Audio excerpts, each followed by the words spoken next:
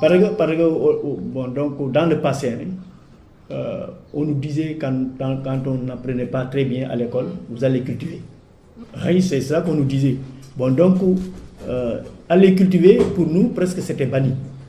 Bon, donc, par nos arrière-grands-parents. C'est ça qu'on nous disait. Or que cultiver la terre, travailler la terre, bon, donc, il n'y a rien de tel. Donc, c'est un métier noble qui permet à la personne de se nourrir et de nourrir la population. On se rend compte que les premiers consommateurs, c'est d'abord ces familles. Et ensuite, il y a le village, localement. Parce que nous-mêmes, de plus en plus, on se rend compte qu'en travaillant sur ça, on a aussi intérêt à introduire la notion de nutrition. Et les personnes les plus conscientes pour véhiculer les messages sur ça, produits bio, nutrition, etc. Honnêtement, les personnes les plus prêtes pour faire ça, ce ne sont pas les techniciens, ce ne sont pas les projets, mais ce sont les femmes qui travaillent au niveau de ces périmètres et qui le vivent. Moi, j'ai eu des témoignages, une femme qui me dit, mais écoutez, moi je faisais du maraîchage avant, mais je n'osais pas amener mes enfants dans la parcelle. Mais aujourd'hui, c'est tellement sain, j'amène mes enfants dans la parcelle, ils peuvent manger directement même des légumes sur place. Nous faisons de l'agriculture biologique. Nous voulons que les producteurs là qui font de l'agriculture ne s'impliquent pas dans cette forme d'exploitation, c'est-à-dire utiliser des produits chimiques, des engrais chimiques qui sont en train de détériorer la végétation, l'environnement, le sol et la santé humaine.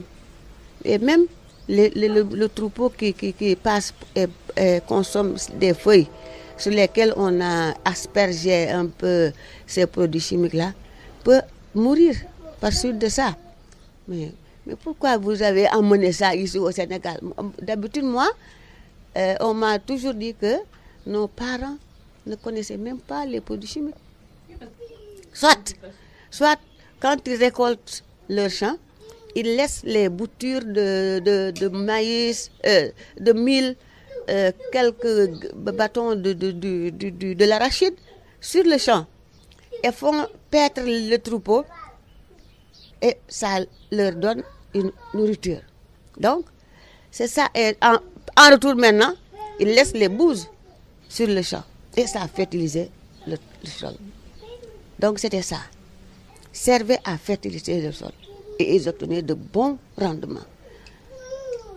Et ce qu'ils mangeaient, même pour faire le couscous à la maison, si les femmes sont en train de préparer ça dans la cuisine, tout ce qui vont passer dehors ont une odeur très, très exquise de ce que les femmes sont en train de préparer. Et maintenant, on peut, avec l'utilisation de ces engrais-là, on peut faire le repas ici. Moi qui suis assise là, je ne sens rien de ce que Marietou est en train de préparer. Parce que l'odeur n'y est pas. Il y a l'effet des engrais qui bloquent, qui empêchent les bonnes odeurs qu'on avait. Voilà. Donc c'est ça. Moi, je leur ai dit, heureusement, je remercie le bon Dieu qui m'a vraiment orienté dans ces pratiques.